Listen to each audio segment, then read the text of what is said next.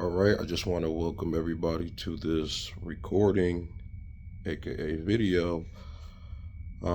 This is going to be probably one of the first couple of videos I'm going to be making just to give everybody an introduction on what I'll be speaking about, who I am, what's the purpose of this. I don't know why I've been reluctant to make videos lately. I guess I feel that the internet is flooded with information, and I'm going to be talking about who I am, why anybody should even listen to me or consider the things that I have to say, which I think is very important when you're making quote unquote content, right? Sometimes we're listening to people and we don't know who they are, why they're speaking, and anything of that nature. So, obviously, I do have my hood on, my glasses on. That's just to protect my identity because I'm not trying to be quote unquote famous or internet famous. Who I am doesn't really matter. What's more important is what I have to share and the value that I can pass on to other people, right? So, for those who do know me, um, yeah, not that I'm hiding anything. I just want to keep my identity as secret as possible, just to protect those that I love. All right. So, I will start off and say that I am a individual who was born in America, um, born and raised in Detroit, Michigan. My parents are not necessarily from this continent slash country, and I've had the I would say the what's the word I want to use? I've been fortunate to have traveled and experienced many different things that I think would be of value to not just myself but to the world. So I do have a couple notes because I do go on tangents sometimes, and I want the basis and the thesis of this video and my dissertation is to basically let you guys know who I am and why you should even listen to me, right? In the first place. So I have a note here from the pit to the palace. Shout out to AB. And let's go ahead and dive in.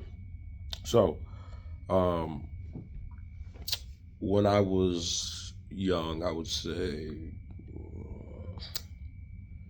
maybe anywhere between like 4 and 8.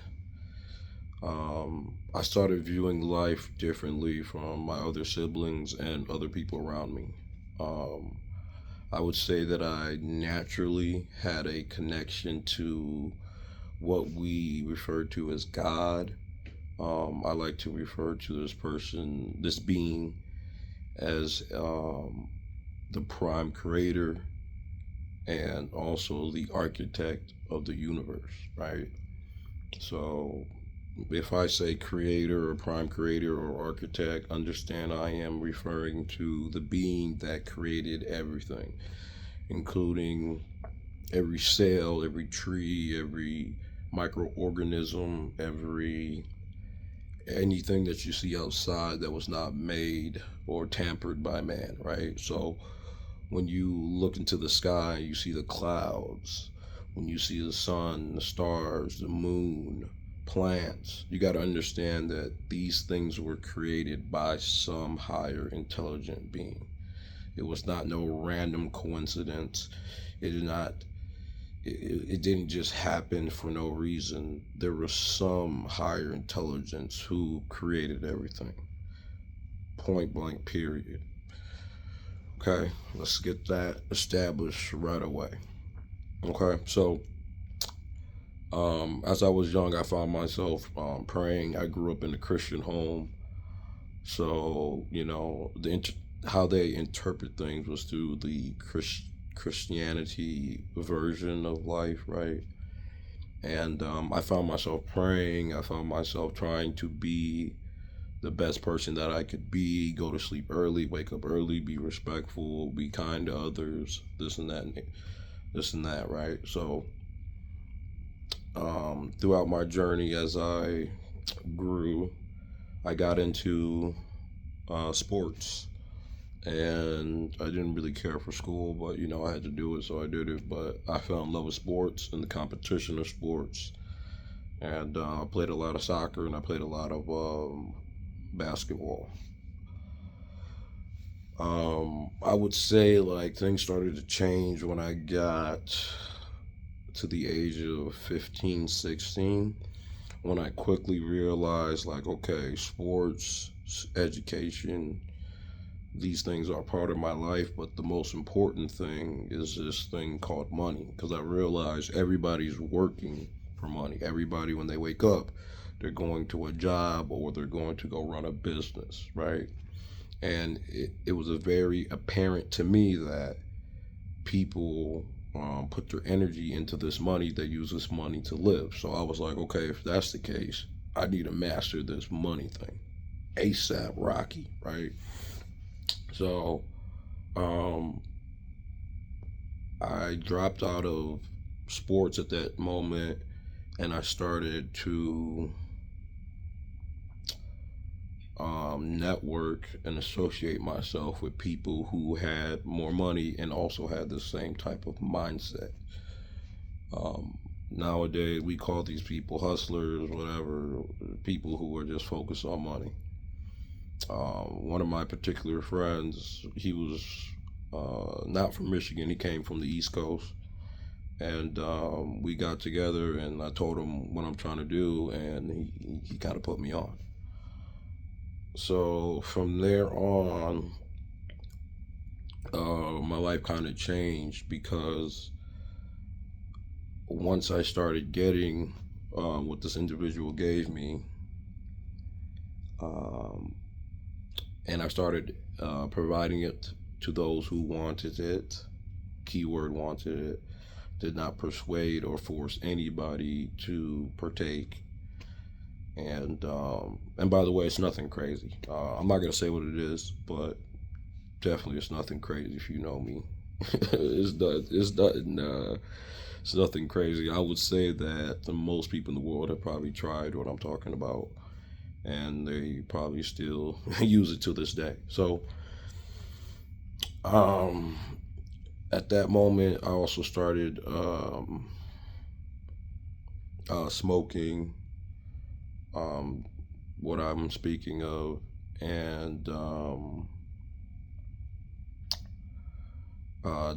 that also was a life changing thing because I realized it did alter my mind. And for those who tell you that the herbals, as I'll call it the herbals. Uh, for those who say, "Oh, the herbals don't change you; it's natural." Yeah, yeah, yeah. It is a natural thing, but most of us are not even smoking natural herbals. It's been genetically modified, and it does alter your brain. So let me dive into that more. Anything that you ingest, right, into your body that changes your cognitive way of thinking, right, that changes your brain chemistry, is usually considered a drug or whatever word they want to use for drugs for you nerds out there. But I'll just say drugs, right? I'll just say drugs. So, um, when I started to partake, I would say that I would feel more, um, I wouldn't say at peace, but I would say I would fall into what they label in some books called the drift, right? So my body started to be more concerned about feeling good. And at that moment, I got distracted from my true purpose. Now that I am 16 years later, I have removed that from my life due to I find that it's pointless. Why would I pay for something or use something that makes me tired and affects my brain? And I don't really have a big problem against the herbals. But for me personally, with what I'm trying to do in my life, it doesn't really align. Not saying that I won't partake, but I don't really have a great need for it nor desire for it. So after high school, I continued on that path, and I remember that I did get in trouble um, around the age of 18. Basically, I had several individuals. We were working together. I was doing my part, they were doing their part, and one of them, did not take my advice when I told him, like, hey, when I come over your house, bro, you got too many people, too many things going on. This needs to change. If not, we gonna have problems. Come to find out, I got that download and it actually happened. So at that moment, my life also changed. That was a very key moment in my life because I got put on probation and I was not allowed to smoke or do anything else. And that's when I noticed, like, okay, I've been living in this other world because of this substance that's been in my mind, and it has tainted how I view life and how I process things. So after I cleaned up my body and my mind, right, I got into what is called like personal development, and I joined this organization called VEMA. Reason why is going back to what I told you when I was younger. I realized money is very important. I need to master this money thing. I need to figure it out. So after I realized the people who were going that route, what the outcome of that was, I found people who were more business savvy, right? Um, so one of my boys, he, which his birthday was yesterday, I need to call him. One of my boys told him, like, yo, actually my best friend actually called me. He was like, hey, you remember that one guy we went to high school with? I'm like, yeah, yeah, yeah. One who was selling candy and stuff. I'm like, yeah, yeah, yeah, yeah, yeah. What about him? He's like, well, he hit me up talking about this whole VEMA thing, how these people's making money, blah, blah, blah, blah. And he's like, I know you love money. I know you love success. So I called you. I said, say less, nigga. What's going on? So he ended up plugging me up with this event. I went somewhere deep in the suburbs to some guy's house. I'm in his garage, nice area. And I ended up meeting this individual from Arizona who was talking about VEMA and all these products. Okay. And I was like, you know what I'm saying? I've always been more paranoid, more skeptical than others. You know what I'm saying? So I was like, yeah, yeah, yeah, whatever. Sound good. You telling me you making all this money off selling healthy energy drinks? Sure. So after he spoke and he presented, right, I was like, hey, Brody, yeah, yeah, everything you said sound good. Show me the receipts, okay? So he pulled out his phone and he showed me six figures, and that's what he got paid through the company. So I was like, well, say less. I don't know that many people who got six figures on hand. So at that moment, I jumped in, you know what I'm saying, 10 toes down, went into it. I joined it, paid whatever money I needed to pay, and they taught me about law of attraction and personal development. And this was, I would say, like 2014, could have been 2013. Um, and at this time, the whole entrepreneurship thing was new, wasn't a trending thing. People didn't even know what the frick an entrepreneur was, right?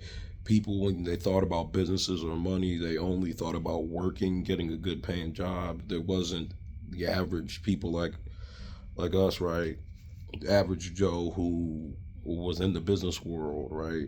It was either like people who were doing illegal activity or people who were like working a job, right? So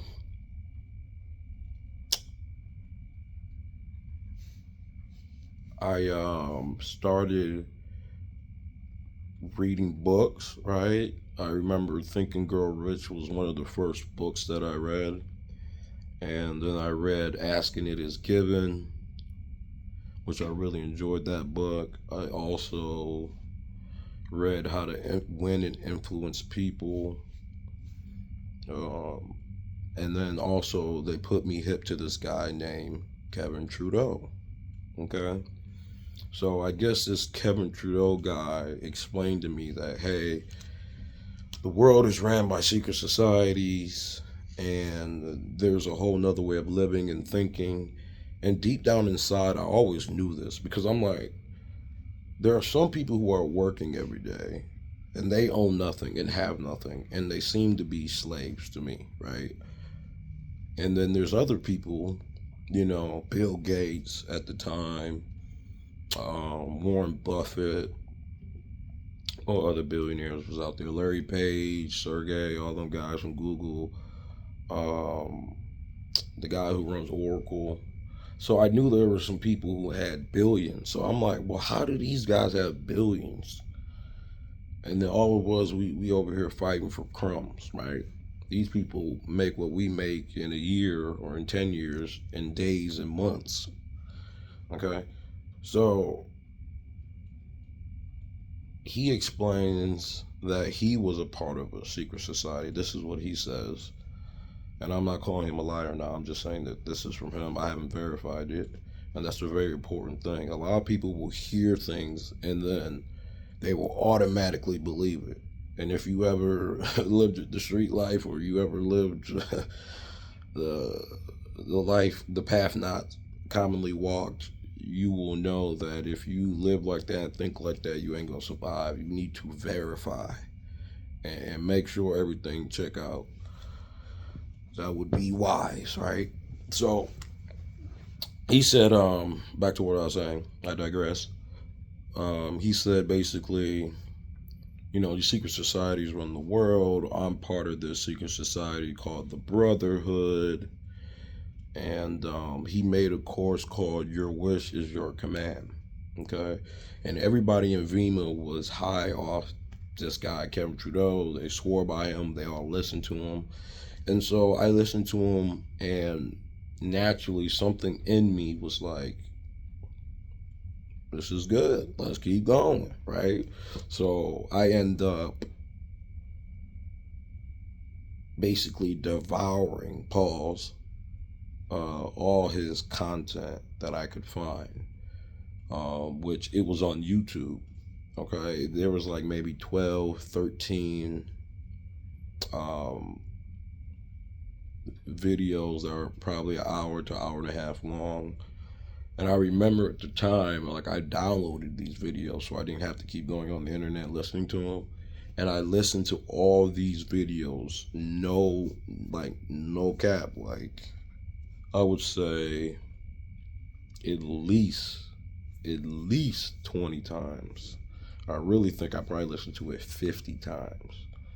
So the reason I did that is because he said what I'm saying, you may not understand at first, so you need to auto suggest to your mind and continue to listen to this. Which, as I got into marketing, I realized he was right. The more you listen to things, the more it will reprogram your mind.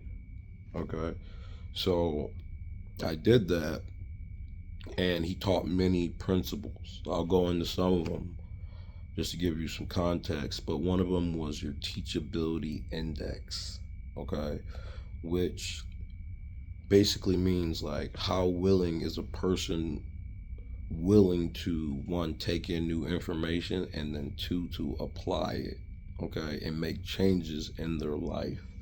And if you have a low teachability index, you're basically screwed, because whatever knowledge that you have, you're only relying on that. You are not growing, you are not changing, because you have somehow come to the belief that you know everything, and that your your schooling from whatever public or private school you went to gave you enough information that you now understand life, instead of those who are always remaining teachable and learning things, and then evaluating what they're learning and then applying that to their life and seeing what they need to remove from their life and what they need to add from their life.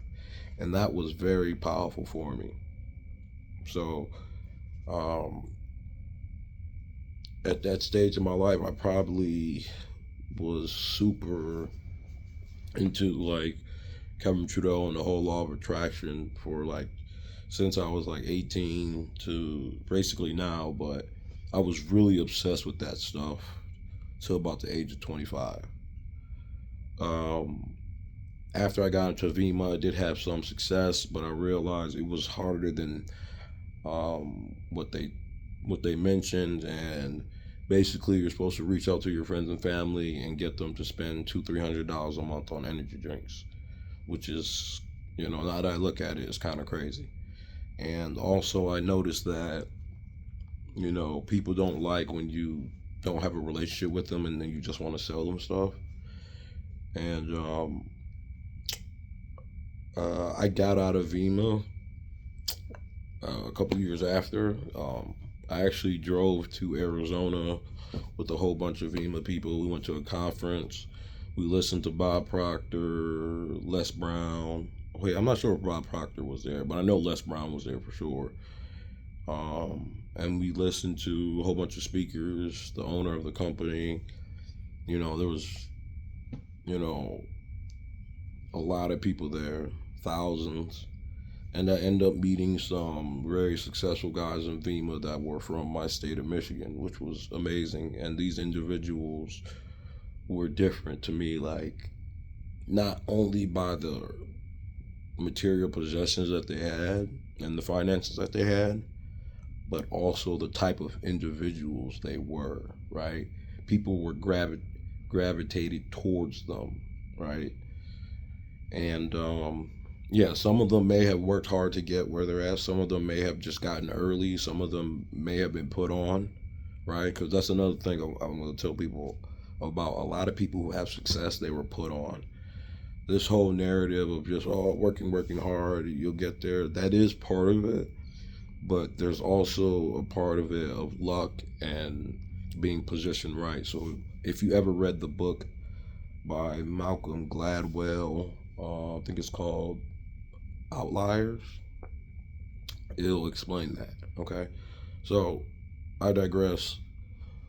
So after that, I got into real estate. This is why I got out of Vima, because I was like, yeah, I don't think I can do this the rest of my life, selling energy drinks, doing this whole network marketing thing. I understood the whole thing of residual income, right? That they spoke on that, and they explained to me like, hey, you're making active income, which basically just means that I trade my time for money.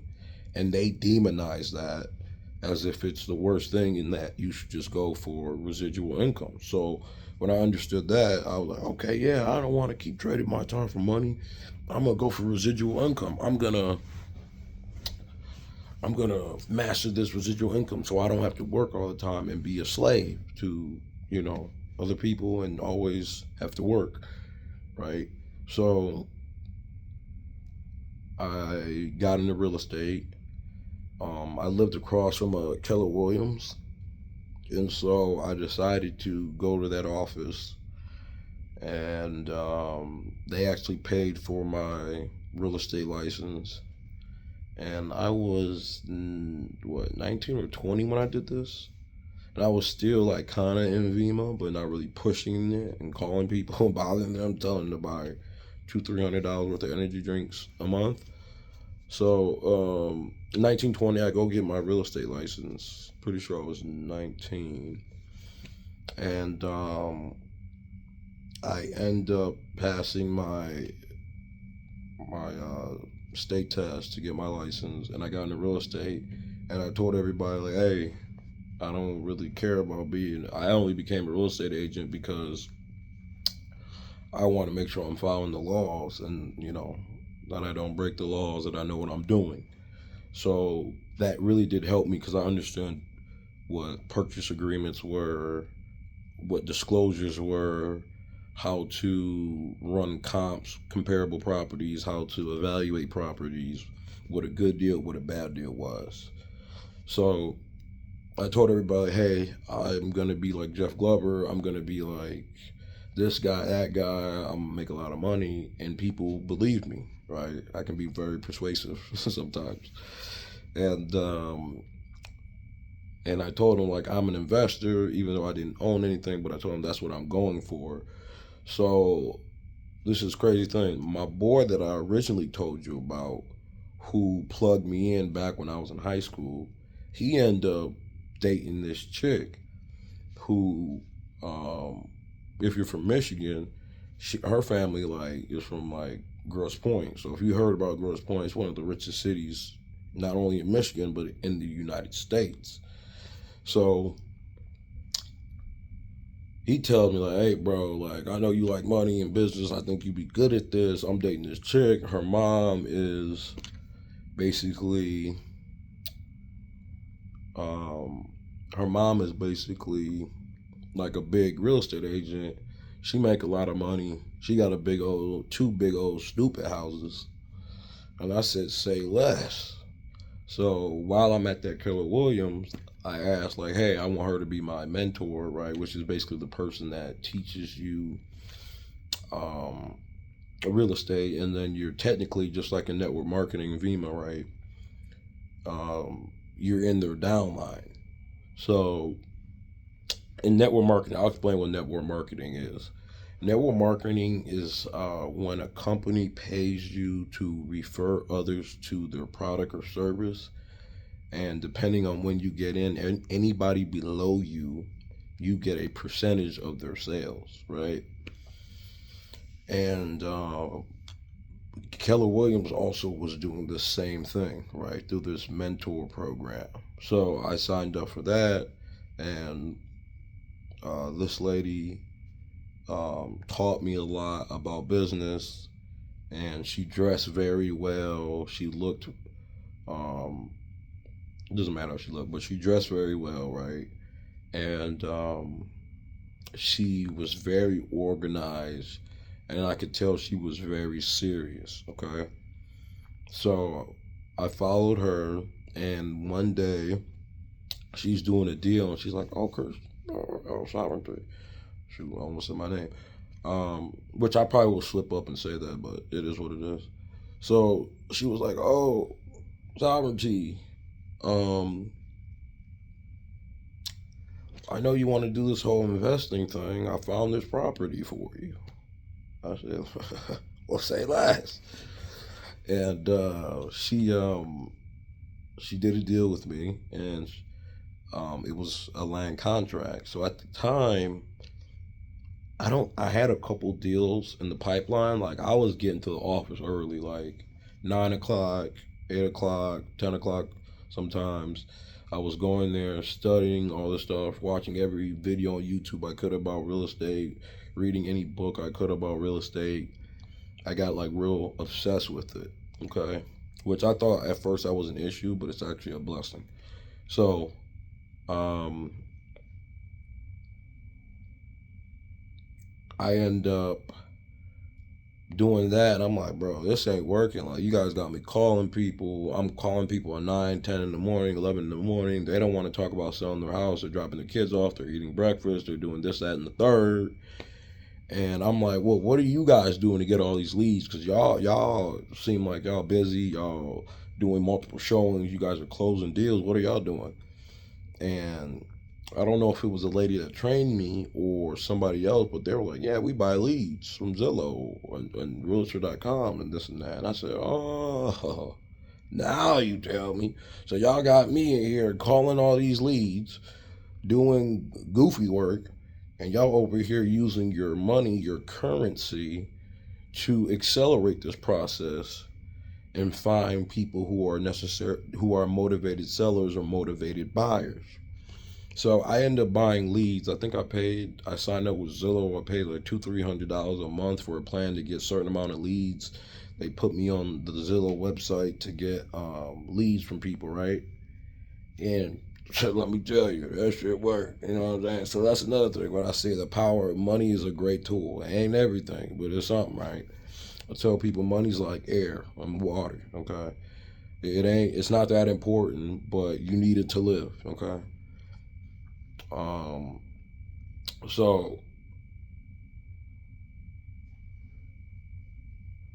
so I buy these leads. I end up meeting this guy from Detroit, um, who was an interesting guy, and we still friends to this day. Like I could probably call him right now. I ain't talked to him in maybe 8-9 years, but you know what I'm saying. When you make money with people, for some reason, you usually stay locked in. If it's a real relationship, if you stop making money with them and then you don't ever hear from them, they was just using you, and you were using each other, which is it is what it is.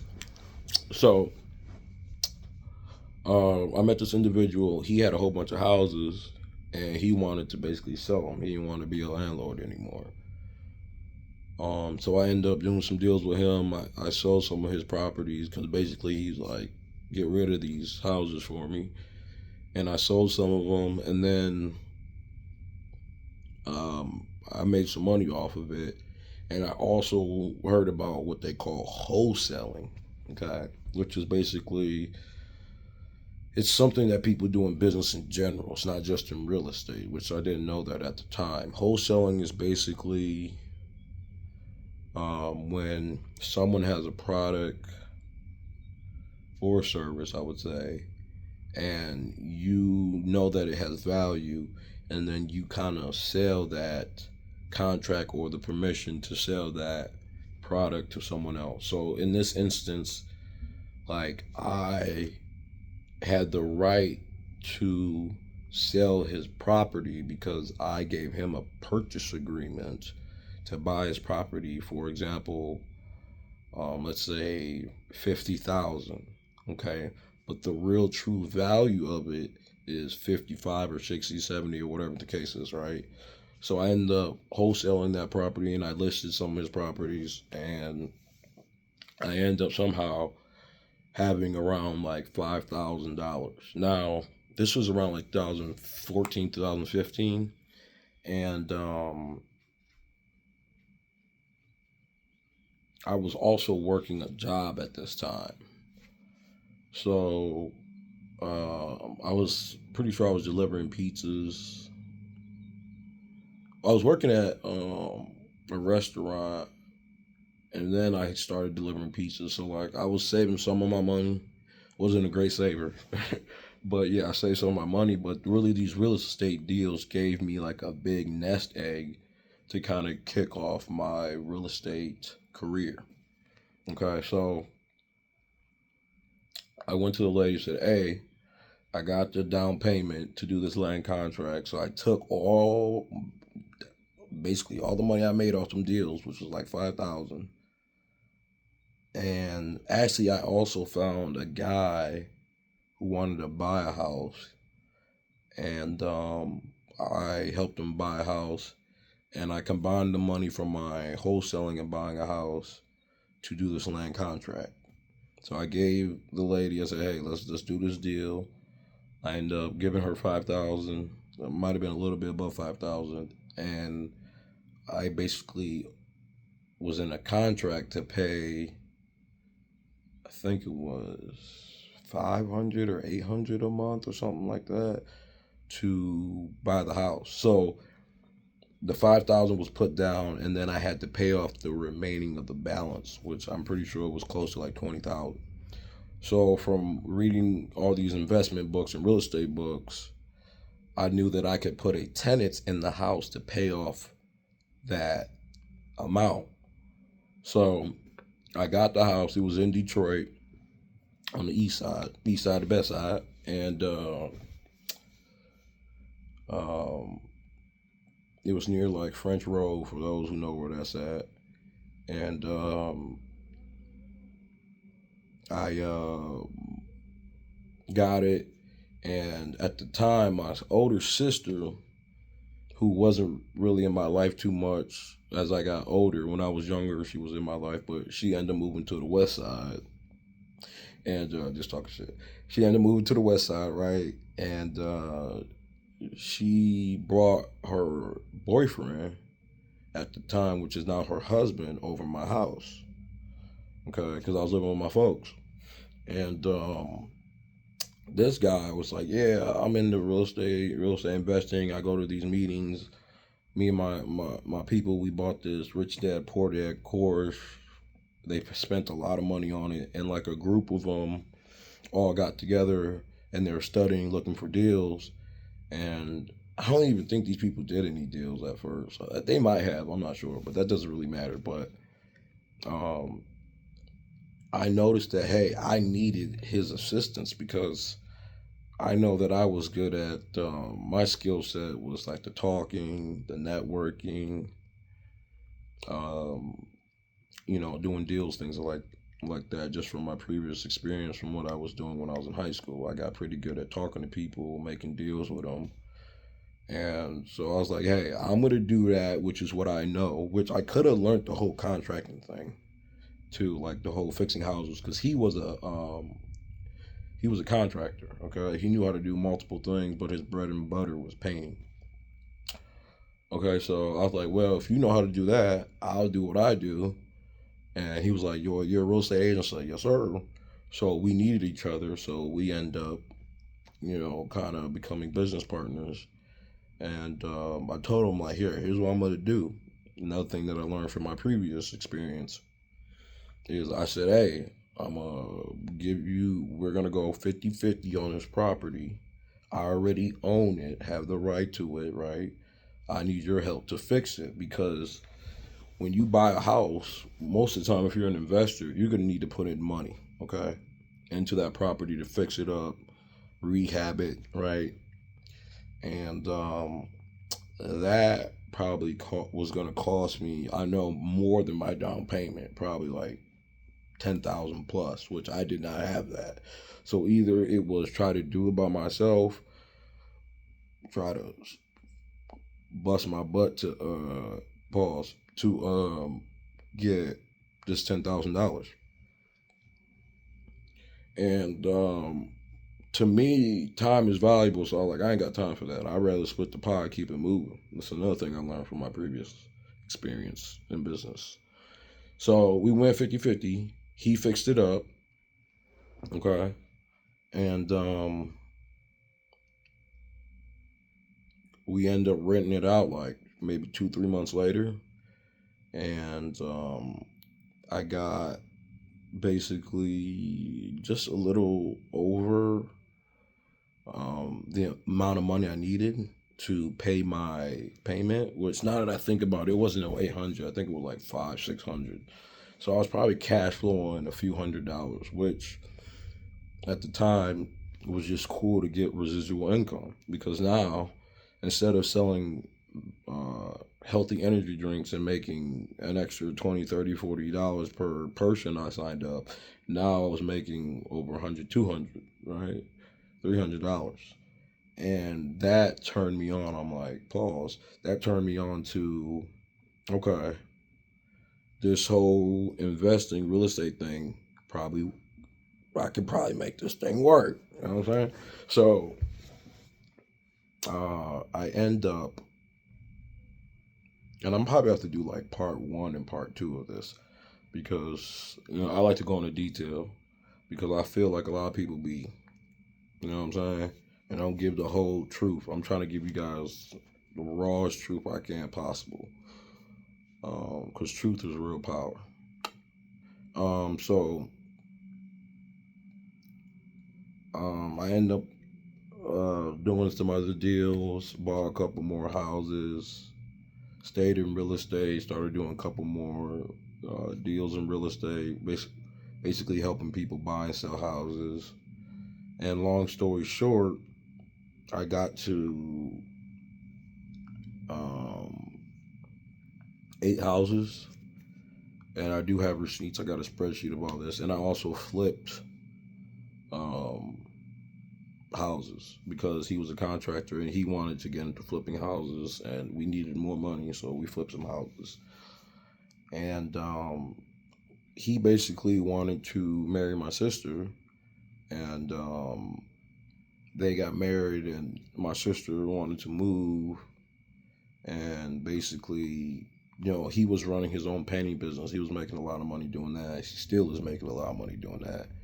And he was like, well, it doesn't make sense for me to put so much time and effort into doing this whole flipping investing thing with you, especially if I'm only getting 50%.